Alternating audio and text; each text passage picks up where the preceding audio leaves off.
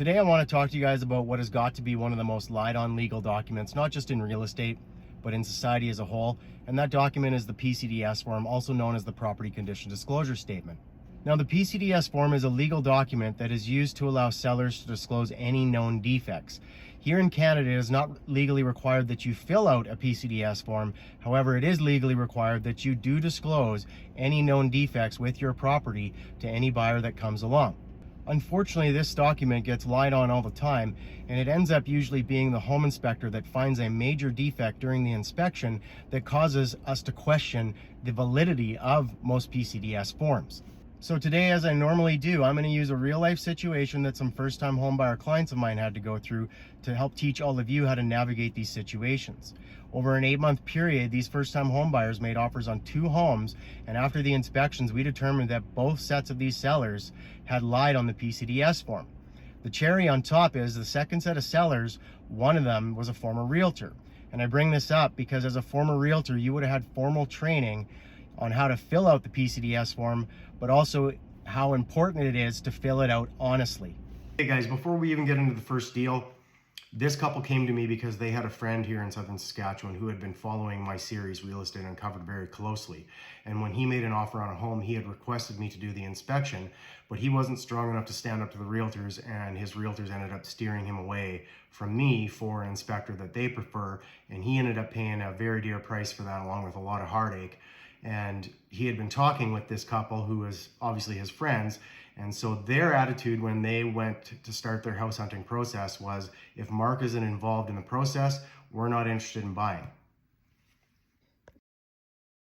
Okay, so they finally find a house, they make an offer on it. I show up to do the inspection on inspection day, and about halfway through, I find a bunch of water damage in one of the corners of the basement. I'm going to show you a couple photos now. Now, the first photo is just an overview photo. You can't actually see the water damage.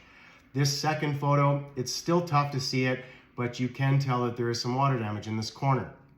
So when I find this water damage, I immediately contact the realtor that's representing these buyers, and I ask them, is there anything on the PCDS form? And I've gotten in a habit of doing that over my career, because if it's been disclosed on the PCDS form, then it's not such a major issue because there's been a disclosure made. However, they checked the PCDS form. There's nothing on it for that section of the PCDS where it says, are you aware of any water damage in the basement? I'm not sure how the question is exactly worded, but they stated that there wasn't, that they weren't aware of any water damage in the basement. So now we got a major issue. We got water damage in the basement, and the sellers have no idea what has caused it. So we all leave the property that evening. Later on that night, the buyers get a response back from the sellers that it was part of an insurance claim, which is strange, right? So they come back to me because the realtors aren't going to help in this situation. They're just going to pass along the information and just go, it was an insurance claim, in hopes that the buyers just go, oh, okay, well, I guess I'll buy the house.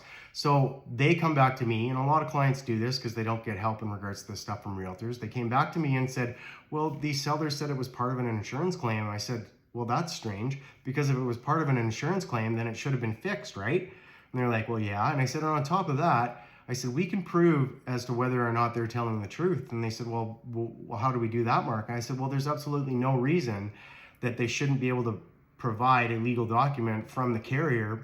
It would be like a claims record to prove that this was actually part of an insurance claim. So just go back to them and say, go to your insurance brokerage, say, we want the document that shows that this was part of an insurance claim.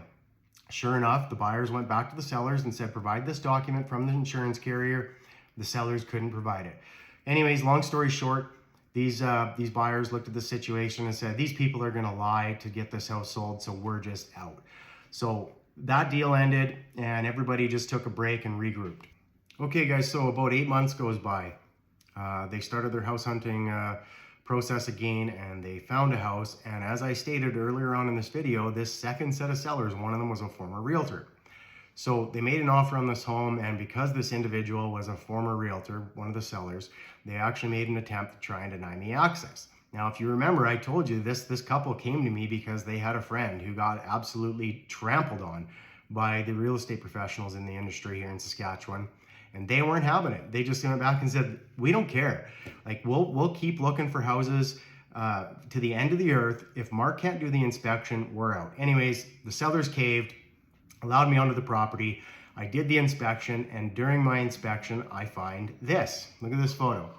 That is toilet paper and fecal matter all over the basement floor. And then if you actually notice on the drywall there, the top of the photo, there's actually some staining. And so I immediately, I know that this is a sewer backup. Immediately know that this is a sewer backup. And so I, again, went to the realtor that was representing these buyers, and I said, hey, is there anything on the PCDS form? Because there's a section for sewer backups. And so that realtor went and looked, and sure enough, there's nothing on the PCDS form in regards to a sewer backup.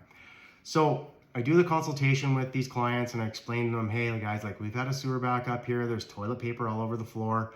So they go back to the sellers, and the sellers go, oh, we forgot. Now, like I said earlier on in this video, this is a former realtor. They should know better. People don't forget major events like this, like water damage in basements, sewer backups, fires. You don't forget those major events. I'm sorry, it just doesn't happen. You have to have Alzheimer's or dementia or something of that nature to forget a major event like this.